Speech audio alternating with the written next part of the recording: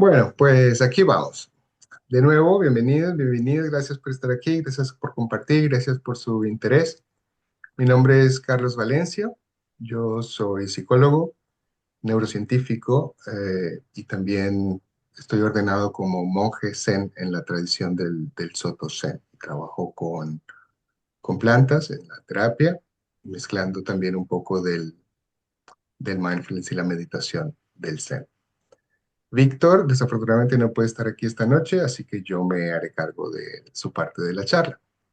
¿Vale? Vamos a darle caña para que vamos más o menos rapidito y nos deje tiempo para lo interesante que son más las preguntas que lo que yo tengo que decir. Vale, bueno, pues vamos a hablar de neurociencia y de misticismo de los hongos, en particular del género de los psilocybin cubensis, es decir, que principalmente hablaremos de psilocibina y psilocina, ¿vale? Aquí vamos entonces. Bueno, los hongos mágicos se conocen como hongos mágicos. ¿Qué son? En realidad han tenido muchos nombres a lo largo de la historia. Al principio se les llamaba psicotrópicos, psicosis miméticos, porque parecía que tenían un comportamiento parecido a las personas a aquello que se conocía entonces como ataques psicóticos. También se les conoce como alucinógenos, delirantes, y más interesante hoy en día hay una nueva conceptualización que se les conoce como psicoplastógenos. Esto quiere decir que tienen la capacidad de generar plasticidad en la psique, en la mente, más particularmente en el cerebro.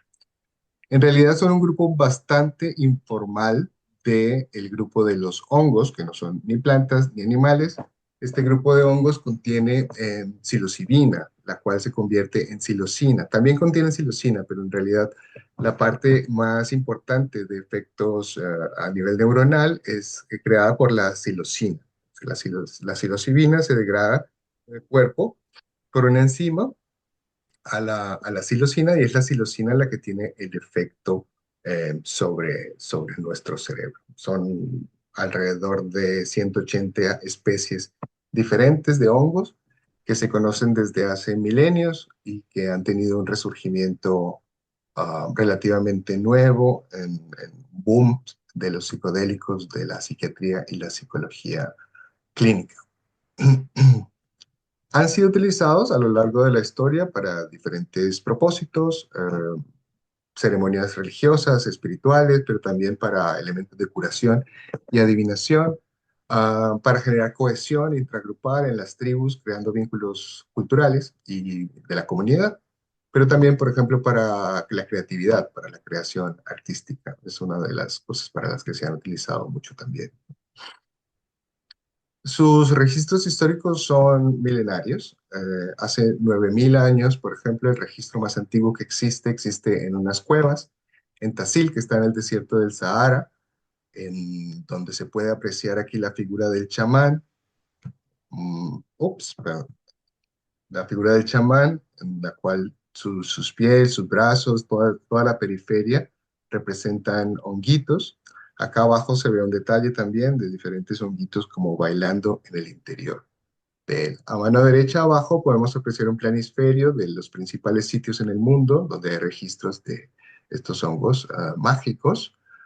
Principalmente los registros históricos que tenemos vienen de Mesoamérica, en donde se hablaba entonces y todavía el náhuatl, la lengua de los mayas y los aztecas, y les daban el nombre de Teonanacatl, que significa literalmente la carne de los dioses.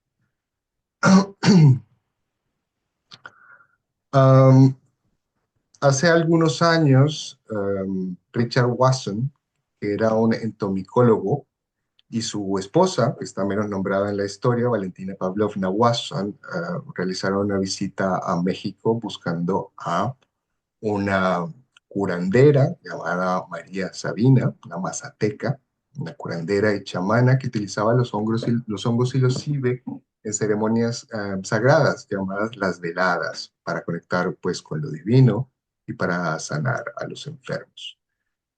Ellos tuvieron pues una experiencia bastante poderosa y 2 años más tarde, esto estaba ya investigado en ciencia, se había ido al occidente, se publicó un artículo muy, muy conocido en Life Magazine en 1957 y ya un año más tarde, en 1958, Albert Hoffman, que fue el creador del creador, el descubridor, sintetizador del LSD, ya la estaba sintetizando esta sustancia, la psilocibina. Espera que tengo a alguien en el chat. Sí está grabando, vale. En realidad, el primer registro fue en Estados Unidos, perdón, en Inglaterra, y se publicó en el Medical Physical Journal, que una familia ingirió los hongos por accidente y pues se describieron todos estos síntomas como síntomas psicóticos, que era la forma más sencilla de asociación que se tenía en esa época.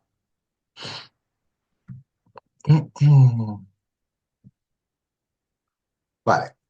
Después de la publicación del artículo de Life Magazine, hubo un boom a nivel mundial, esto explotó, sobre todo en Estados Unidos, pero también en Australia y en el norte de Europa. Esta es la generación Beat, que reflejó el uso de psicodélicos en libros, en música, en arte, ese movimiento contracultural de orden social. Tuvo una explosión gigantesca. Famosas son las historias, por ejemplo, de Richard Alpert y Timothy Leary, son psicólogos que estaban investigando estas y otras sustancias en la universidad, pero por toda la parafernalia legal que hubo alrededor de ellos, pues terminaron despedidos. Ya ven cómo terminaron aquí, de estos trajes de saco y corbata a ser unos gurús espirituales y artísticos. Hay un documental muy bonito que les recomiendo que se llama Dying to Know, acerca de la vida en psicodélicos de estos dos amigos. Richard Alpert terminó siendo Ram Dass, un famoso gurú que ya falleció. Entonces, en 1970 se pasó el Acta del Control de Sustancias, que fue firmada por Richard Nixon, y esta legislación pues clasificó la psilocibina y la psilocina como sustancias de grado 1, o sea, altamente prohibidas, y él la puso al lado de la heroína, por ejemplo, y el LSD. Es la categoría más restrictiva y que se usa para sustancias que son consideradas que tienen un alto potencial de abuso, que no son usadas, que no pueden ser usadas médicamente. Esta fue la guerra contra las drogas de Nixon, donde se declaró las drogas como el enemigo público número uno de los Estados Unidos, y esto generó, bueno, más de medio siglo de mito y retraso en la investigación, puesto que estas sustancias pues no eran permitidas de usar, menos a nivel científico. Ah, Hace más o menos unos 20 años hubo una serie de situaciones que empezaron a contribuir con el renacimiento, el resurgimiento y la investigación de los psicodélicos, principalmente pues la relajación de algunas actitudes regulatorias, pero también un creciente reconocimiento de las limitaciones que tenían los tratamientos psiquiátricos convencionales, y ya había un renovado interés en los psicodélicos, que vamos, estamos inventando el agua tibia, porque esto pues se conoce desde hace milenios en culturas muy antiguas. Entonces, entre los 90 y los 2000 se descongeló la investigación y ahí empezó a regularse de manera distinta. Las agencias regulatorias empezaron a permitir más investigación, y Rick Strassman es muy famoso porque condujo una investigación muy profunda sobre DMT, dimetiltriptamina, que es el elemento presente en la ayahuasca, y abrió la puerta para otras investigaciones psicodélicas. Más adelante, hacia la mitad de los 2000, la Universidad Johns Hopkins publicó un estudio que fue icónico, dirigido por el doctor Roland Griffiths, que demostró que la psilocibina podía inducir experiencias del tipo místico que tenían un efecto muy positivo sobre los participantes, sobre el bienestar de los participantes. Y esto pues estaba con muy buen control experimental y desató pues una serie de estudios que llevaron al descubrimiento de su uso contra la ansiedad, contra el estrés, el estrés postraumático. Después se fue expandiendo a otras instituciones, como por ejemplo NYU, UCLA, y hoy en día pues eh, ya está pasando a la fase 3 de la investigación por la Agencia Federal de Sustancias en los Estados Unidos.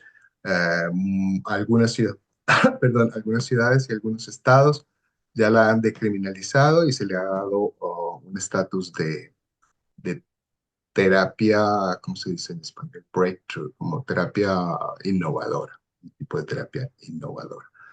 Entonces, a nivel mundial, hay casos como, por ejemplo, los Países Bajos, en donde no son legales los hongos, pero son legales las trufas, y hay algunos estados en los Estados Unidos y en Australia, en donde se están ya utilizando a nivel de tratamiento y a nivel de recreativo también. ¿Ah? Perdona, Ah, Carlos. dime. Aquí en España está despenalizado. Sí, los hongos, sí, la psilocibina como sustancia, no, aislada, no. Es ilegal sintetizarla, es ilegal venderla. Tú puedes cultivar hongos tú mismo si compras las esporas, eso es legal. Y no, lo que no puedes es vender los hongos en España.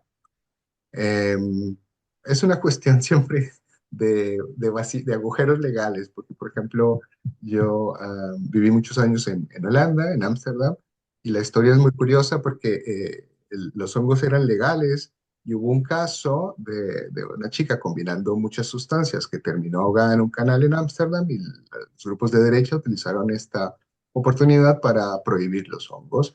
La gente andaba con pistolas de agua repartiendo esporas por toda la ciudad en protesta. Pero lo que prohibieron fueron los hongos, pero te digo lo de los agujeros legales porque al día siguiente estaban vendiendo trufas, que legalmente no son hongos, porque el hongo es la parte que sobresale de la tierra y la trufa es la que está por debajo y igual se venden. La trufa tiene un poco menos de concentración, pero igual se siguen vendiendo. La Unión Europea siempre ha estado un poco enojada con los Países Bajos por ser tan pilluelos, ¿no? Como tan pícaros con sus leyes. Ahora, estas investigaciones son más que todo a nivel de macrodosis. Microdosis está empezando y, bueno, promete bastante. ¿Qué es lo que tienen los honguitos? Bueno, los honguitos tienen psilocibina y psilocina. Ambas son muy parecidas a la serotonina, es decir, que son lo que se conocen como agonistas serotoninérgicos. Sus moléculas son muy parecidas. Como dije anteriormente, lo que realmente se pega a los receptores en las células, aquí abajo en la parte pueden ver un receptor serotoninérgico que están en las membranas celulares. Lo que se pega al receptor serotoninérgico es la psilocina. La psilocibina se degrada a través de una enzima, inmediatamente entra al cuerpo. La serotonina y por lo tanto receptores activos a la psilocina tiene receptores en el cerebro y en el intestino. Los del intestino están muy poco investigados, pero es muy interesante los efectos que tiene a nivel, por ejemplo, de purga, de limpieza, del sistema inmune, que se están empezando a investigar, pero la mayoría de los receptores serotoninérgicos están en el intestino, más del 80% de los receptores están. Y bueno, es difícil de estudiar, pues porque la serotonina es una molécula que tiene efectos a muchos niveles en el cuerpo, te regula el estado de ánimo, los ciclos del sueño, el apetito, algunas funciones digestivas. Por eso, por ejemplo, durante algunas ceremonias puede haber náusea. eh, Te regula la temperatura corporal y tiene también una intervención sobre el procesamiento del dolor. Las macrodosis varían, pero suelen ser de 2,5 miligramos de psilocibina, lo cual equivale más o menos a unos 2,5 gramos de zeta. No es exactamente porque las zetas pues varían, hay muchas especies, hay muchos tipos, tienen mayor concentración no sé cómo se dice en español, en la setita, pues en la parte de arriba que en el tronco. Aquí arriba vemos un estudio publicado por la revista Drug Science en el 2015, en donde se evalúan sus efectos. peligrosos comparados con el alcohol. Por ejemplo, vemos que los hongos están en último lugar con un muy bajo porcentaje de lo que puede ser el daño a uno mismo o a los demás. Entonces, esto se conoce como una dosis terapéutica, puede ser entre los 2 y los 3.5 gramos, que no es una dosis que te va a explotar la cabeza, no necesariamente, depende de la persona, depende de muchas variables, por ejemplo, su alimentación, pero en general tienden a tener efectos psicodélicos, es decir, que distorsionan lo que consideramos la percepción normal de la realidad, duran más o menos entre 3 y 6 horas y tiene un pico más o menos alrededor de las 2 horas. No hay estudios que prueben que generen dependencia. Abajo vemos otro estudio en el cual se muestra el LSD y la psilocibina con un grado negligible de adicción. No tiene una adicción biológica, digamos en la cual, por ejemplo, cambien las concentraciones de receptores o se necesite cada vez más. Por lo menos no se sabe hasta ahora. Y tampoco existe lo que se conoce como una dosis letal, o sea, una sobredosis, ¿no? Como con otras sustancias, por ejemplo, con la marihuana. No hay una dosis que, o sea, si te comes 1,5 kilos de hongos, obviamente te vas a morir, pero no por los hongos, que como si te tomaras 20 litros de agua también podrías morir, pero no existe una dosis letal. La macrodosis, entonces, a nivel de mecanismos neuronales, tiene efectos que han sido ya ampliamente estudiados, pero repito, esto es descubrir el agua tibia. Nosotros nos sentimos más tranquilos como occidentales cuando entendemos lo que consideramos lo que son los mecanismos. El primero y más importante de todos es un incremento en la plasticidad neuronal. La plasticidad neuronal, la plasticidad cerebral, la capacidad del cerebro de reconectarse, de cambiar, de transformarse, ¿no? A menudo las personas piensan que esto ocurre más que todo por la generación de nuevas neuronas, pero la realidad es que en humanos las neuronas que producimos nuevas no contribuyen mucho a esta reconexión. La mayoría de las reconexiones que tenemos como adultos ocurren en las neuronas que ya tenemos. La psilocibina se une entonces al receptor de serotonina y desencadena una cascada de segundos mensajeros que lleva finalmente a una de las cosas que lleva es a la generación de algo que se conoce como las espinas dendríticas. A ver, si aquí vemos una neurona, la neurona tiene un soma, que es el cuerpo, tiene unas ramitas, digamos en la cabecita, que son las dendritas, y luego tiene un axón, que es por donde se transmite finalmente el potencial eléctrico. Pero a lo largo de las dendritas y del axón, tiene estas invaginaciones, estas ampollitas, que son las espinas dendríticas, que es el lugar en donde se conectan las ramitas de otras neuronas. Entonces, una macrodosis de psilocibina genera un incremento gigantesco en la cantidad de dendritas, lo cual promueve la capacidad de reconexión. No voy a decir de nuevas conexiones porque también induce a la desconexión de otras. Desconectar no quiere decir necesariamente olvidar, pero sí quiere decir, por ejemplo, dejar algunos patrones. Entonces, este efecto ocurre principalmente en las neuronas que son muy importantes en la corteza cerebral, que se llaman las neuronas piramidales de la corteza cerebral, que tienen axones y dendritas que atraviesan muchas capas de la corteza cerebral. Entonces, el potencial transformativo se genera a través de una ventana de oportunidad de varios días, en donde este cerebro queda pues moldeable. También han probado que existe la neurogénesis después de una macrodosis, es decir, se producen algunas células en el hipocampo y sobre todo en los ventrículos cerebrales, pero como dije anteriormente, estas células no tienen necesariamente o no se ha encontrado por ahora un impacto fuerte en la neuroplasticidad. Otro efecto interesante que tiene es un impacto en la red por defecto. La red por defecto es un hallazgo, como muchas cosas en ciencia, de la serendipia. Cuando yo voy a comparar una actividad cerebral, digamos, tomar decisiones, ¿no? Y la quiero comparar con un estado de línea de base, entonces lo que les digo al sujeto experimental es, bueno, ahora no hagas nada, ahora toma la decisión. Y comparo la actividad cerebral de la línea de base con la situación experimental. Una cosa interesante que se encontró es que en esa línea de base, cuando las personas no estamos haciendo nada, sí estamos haciendo algo. Sobre todo los occidentales, que nos comemos tanto la cabeza con conceptos y con pensamientos, pues resulta que esa red cerebral es una fuente muy grande de distracciones, de planear, de pensar en el futuro, de pensar en el pasado, de procesar memoria, de autorreflexión, y es con lo que nos comemos la cabeza a la mayoría de los humanos cuando no estamos haciendo nada. Por eso es que es tan increíblemente difícil, por ejemplo, en meditación, no hacer nada, porque la mente está chaca, chaca, chaca, chaca, sobre todo, pues, la corteza prefrontal, ¿no? Esta es una red que ocurre principalmente entre la corteza prefrontal medial y el cíngulo cortical posterior, principalmente. Pues después de una macrodosis de psilocibina, resulta que en la red por defecto dejamos de pensar tanto, básicamente. Dejamos de comernos la cabeza con algunas preocupaciones por un periodo de tiempo. Cuarto, la interconectividad. A ver, normalmente nosotros tenemos ciertas conexiones que ya están establecidas porque así funciona nuestro cerebro. Aprendemos algo y se queda ahí más o menos fijo porque para eso está hecho el cerebro, para predecir y decidir. Es decir, si yo soy un mono en la selva y esto tiene cara de tigre y huele a tigre y tiene orejas de tigre, pues yo tengo que decidir si me congelo, ataco o escapo.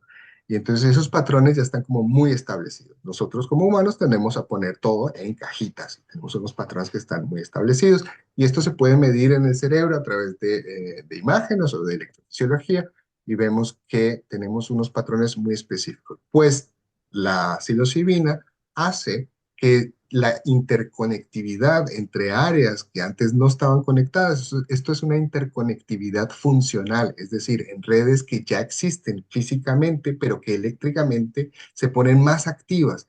Entonces tenemos como una nueva perspectiva de las cosas, porque podemos ver desde ángulos diferentes, con partes de nuestro cerebro diferentes, lo que antes veíamos de una forma fija. Y entonces, si cultivamos el incremento en la actividad fisiológica de estas redes ya construidas, se van a fortalecer y podemos tener nuevas perspectivas con respecto a cosas anteriormente. Creo que no la puse aquí, pero otro hallazgo importante de los mecanismos de la macrodosis es la hiperactividad del hipocampo y la capacidad de tener acceso a memorias emocionales que por alguna razón u otra han podido estar bloqueadas en nuestra experiencia. Y por último, pues esto ya se mete más en el campo de la fenomenología, pues se conoce sin ninguna duda, pues las experiencias trascendentales que tiene. ¿Esto qué quiere decir experiencia trascendental? El sentir en carne propia la unión con la vida como existe en lo que consideramos fuera de nosotros, es decir, desde el árbol hasta la estrella más distante. Este tipo de experiencia ha sido reportada a través de la historia como la unión mística por los cristianos, ha sido alcanzada a través de diferentes métodos por miles de culturas y parece generar un estado de bienestar, de conexión, de, bueno, de trascendencia, para usar la misma palabra, en la cual lo que yo entiendo como mi existencia queda más que claro. Esos son los mecanismos neuronales. Ahora vamos a hablar de hallazgos clínicos. Entonces, pues ya no nos metemos con las neuronas, sino con test de lápiz y papel, en donde medimos, por ejemplo, los grados de depresión, los grados de ansiedad, los grados de calidad de vida, los grados de aceptación, de cohesividad, de creatividad. Bueno, nómbrenlo. Aquí han habido muchísimos estudios que muestran que la psilocibina, pues, esto promueve un bajón gigantesco en los síntomas de ansiedad, sobre todo de ansiedad y depresión. Decrementa el abuso de sustancias, es decir, el uso de sustancias adictivas y, y para de contar. Esto es con respecto a las macrodosis. Ahora vamos a las microdosis que no están tan investigadas en ciencia. Vienen más como un relato anecdótico y con algunos estudios pioneros, pero las personas que tenemos experiencia en el tratamiento, en el apoyo enteógeno, en tratamientos psicológicos o psiquiátricos, pues la evidencia que tenemos es que tienen un buen impacto. Suelen ser entre un décimo y un veinteavo de la macrodosis. Se ensaya dependiendo de la persona. No tienen un efecto psicodélico, es decir, no hay una alteración de la realidad como la percibimos normalmente. La mayoría están implementados a través de un protocolo de antitolerancia que es más empírico que estudiado científicamente. Como mencioné anteriormente, por ahora a nivel neuronal no hay un estudio que diga que el consumo repetido o prolongado genera tolerancia, es decir, que cada vez se necesite mayor cantidad para alcanzar los mismos efectos. Sin embargo, los protocolos suelen elaborarse de esta manera: 3 días sí, 2 días no, o un día sí, un día no. Hay diferentes protocolos y se puede usar en teoría para toda la vida, para toda la vida. O sea, yo tengo la esperanza de que dentro de una década esto haga parte de nuestra cultura y de nuestros complementos alimenticios, es decir, así como somos una cultura hoy en día del café, la dopamina y la cocaína, que tenemos que hacer cosas y hacer cosas y hacer cosas sin final, poco a poco integramos otros elementos en nuestra dieta que nos convierten en un tipo de humanos diferentes, siempre relacionándonos con, con la vida a través de nuestros alimentos.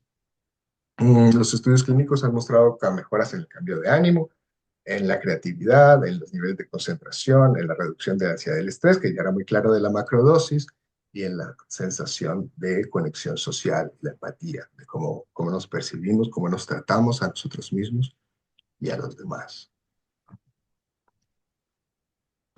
Una parte importante de la evidencia científica actual es la relevancia del acompañamiento terapéutico, es decir, los protocolos más claros siempre han estado acompañados de un acompañamiento previo, durante y posterior a las sesiones de macrodosis y durante las microdosis. Esto tiene como objetivo, por ejemplo, establecer intenciones, activar ciertas redes tálamo-corticales que se beneficien más al estar hiperactivadas de la serotonina y sus cambios plásticos cuando llegue la macrodosis.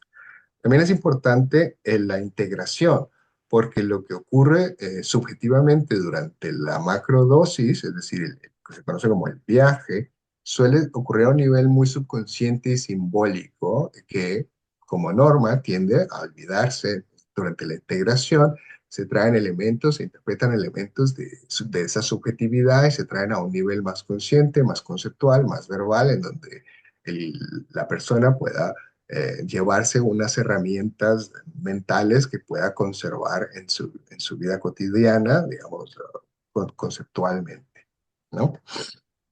También se hace un seguimiento para ver cómo van con las macrodosis y en general el protocolo de acompañamiento suele tener efectos más contundentes de éxito terapéutico que solamente la macrodosis, es decir, la ceremonia. La narrativa, pues, del hippie que se comió los hongos y le cambió la vida de hecho, es posible, pero de acuerdo a la investigación es improbable. Es decir, bueno, imagínense todos los hongos que se comieron los hippies en los 60, ¿no? Se hubieran convertido, no sé, en seres iluminados, pero parece que el acompañamiento y la guía en el proceso tiene un impacto terapéutico positivo. Ahora, pues esto está dentro de un contexto bastante occidental, pero existen una diversidad de limitaciones científicas, que incluyen, por ejemplo, la diversidad farmacológica, es decir, hay distintos tipos de hongos con concentraciones diferentes. Muchos de los estudios que se hacen en el laboratorio no utilizan el hongo, sino que utilizan la psilocibina sintetizada, porque conocen mejor, mayor precisión, la dosis que están utilizando. Es decir, en el hongo puede haber cierta variabilidad. Esto también en contradicción a la tradición milenaria en la cual el hongo tiene no solamente la psilocibina, sino otra serie de sustancias que colaboran, apoyan la experiencia. Entonces genera pues esta visión occidental de a mí, la aspirina, por ejemplo, que también viene del hongo. A mí no me des la del hongo, dame el ácido acetilsalicílico, porque queremos todo en pastillitas así. Dame la chicha que yo lo demás no lo necesito, pero lo que nos dicen las tradiciones milenarias es que lo otro también es muy útil y muy necesario. Luego tenemos el problema de la legislación, que como no se puede estudiar bien porque es ilegal, pues no se pueden hacer investigaciones que sean adecuadas en muchos países. Luego hacer un control experimental, cuando no hace un experimento científico, pues tiene que tener algo con que comparar los efectos contra, como decía anteriormente, una línea de base o un grupo control que no recibe el hongo, pero que recibe alguna otra cosa para contrarrestar el efecto placebo. Pero claro, como el efecto psicodélico es tan claro, es muy difícil generar un grupo control de placebo. Entonces no hay estudios muy fuertes en términos en ciencia se conoce como el ciego y el doble ciego. El aislamiento molecular, que ya lo comenté, pues que hacemos experimentos solamente o sintetizando la psilocibina o extrayéndola de su contexto molecular, lo cual puede generar resultados diferentes. También tenemos problemas de ética, porque, pues, bueno, muchos de esos experimentos, en particular los de neurogénesis, por ejemplo, se hacen en animales que deben ser sacrificados después para estudiar su cerebro. Una vez se ha estudiado su comportamiento, si se quiere el cerebro, pues ese cerebro hay que sacarlo, hay que estudiarlo.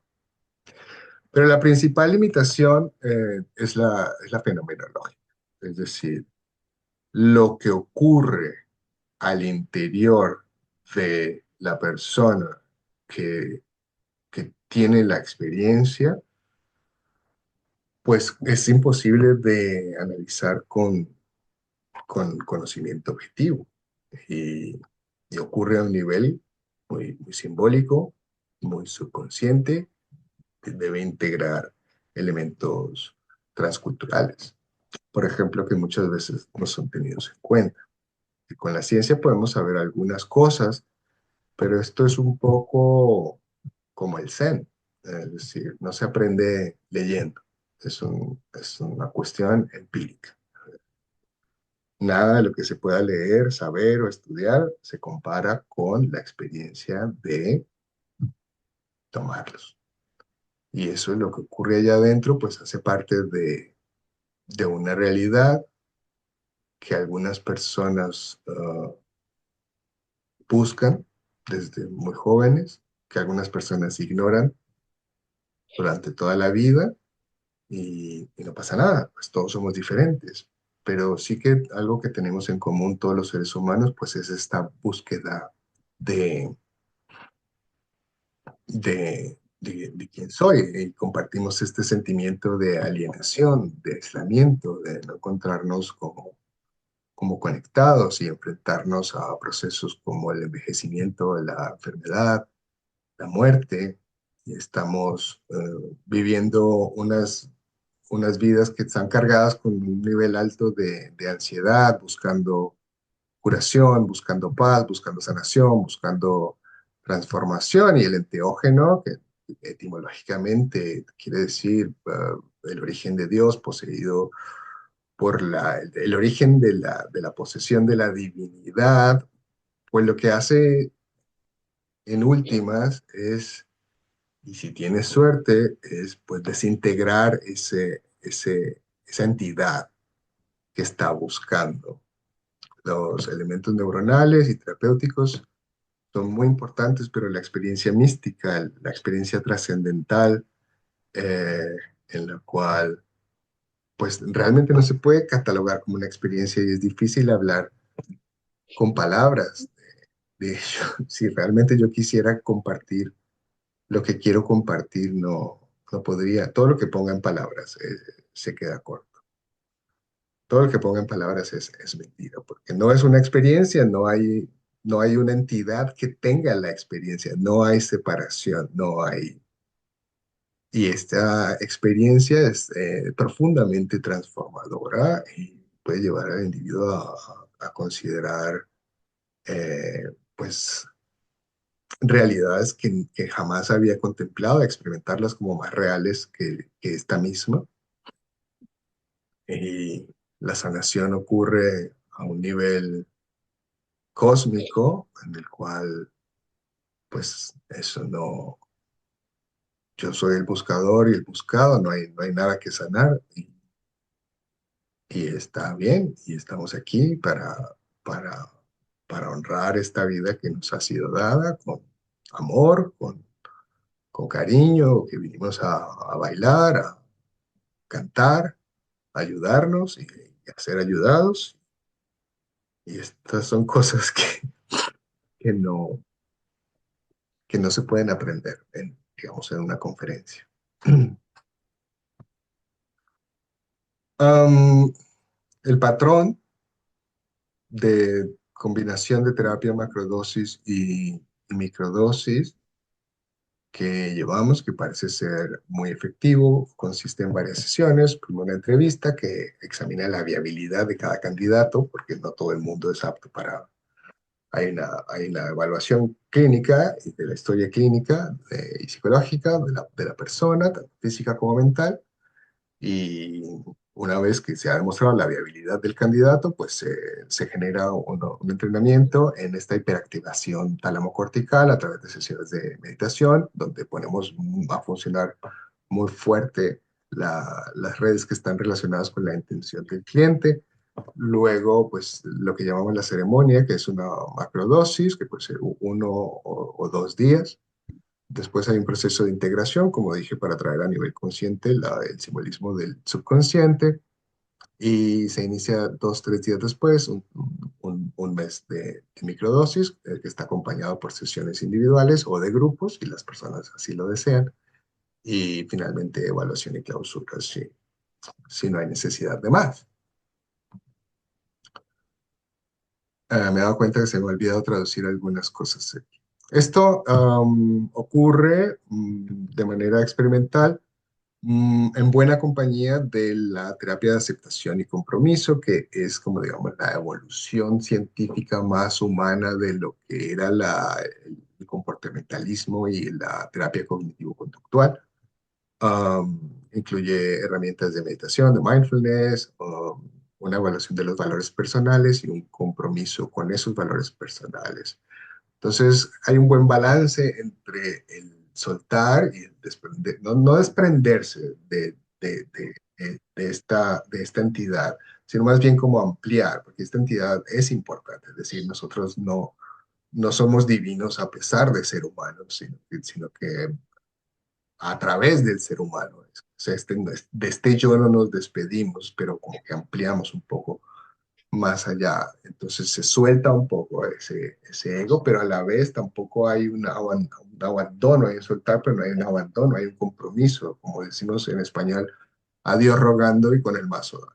Es decir, con confianza, pero también haciendo cosas. Esto genera un cierto tipo de flexibilidad psicológica en donde la mente está cada vez menos polarizada y también menos la conciencia está menos autocontenida solamente a nivel mental por esta ampliación de la conciencia. La mente se vuelve como una parte pequeña de la conciencia más amplia que se puede contemplar, dejar, aceptar, abrazar, dejarla ser o silenciar a veces, pero como que nuestra conciencia se expande a un nivel que no, que es difícil de describir, pero que pues si lo pensamos a nivel materialista, pues está ahí. Es decir, yo soy el sol que hizo crecer la lechuga, que ahora hace parte de mi piel, y todo está interactuando, todo es interdependiente y en continua transformación, o sea, impermanencia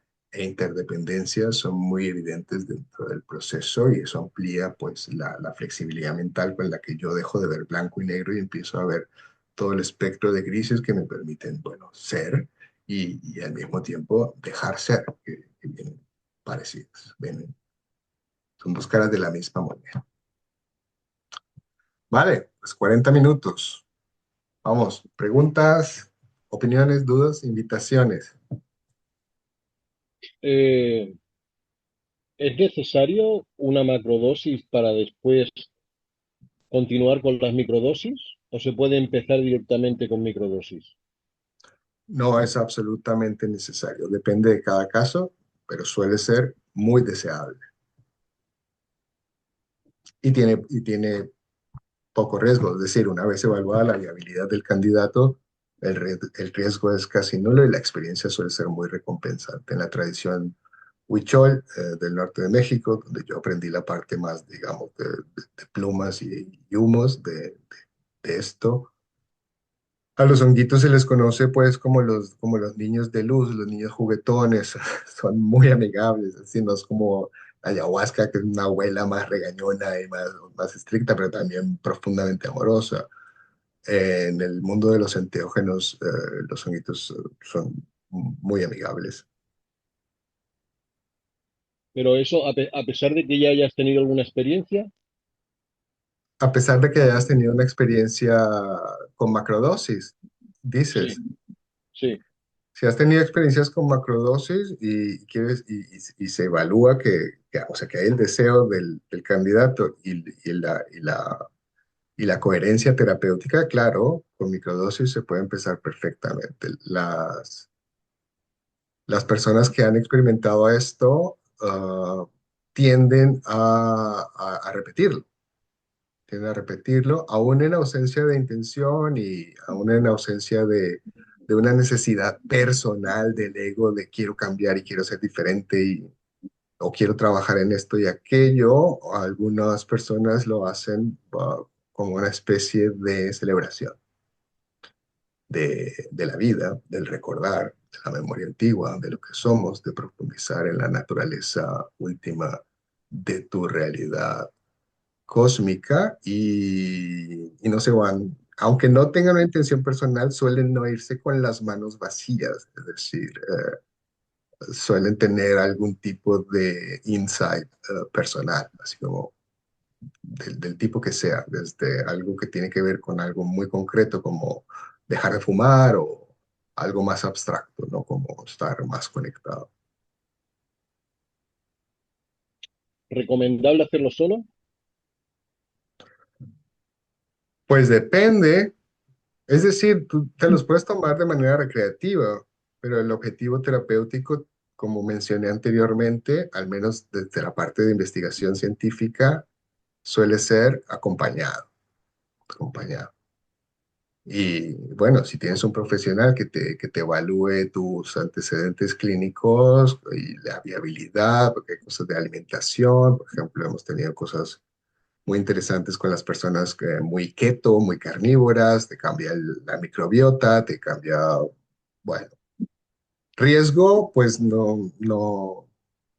es mínimo, es decir, sí que hay para algunas personas con esquizofrenia, con psicosis, con antecedentes o con personas en su familia, pues puede haber el riesgo finalmente, pues se puede contrarrestar con un antipsicótico y ya está, no, pero es el 0,3% de los casos. Así que bueno, pues un acompañamiento ayuda, pero sí, mucha gente lo hace. Gracias, Carlos. A ti, Javier. Quería preguntarte algo. Claro, adelante. Mira, hace poco te oigo muy bajito, ¿puedes acercarte un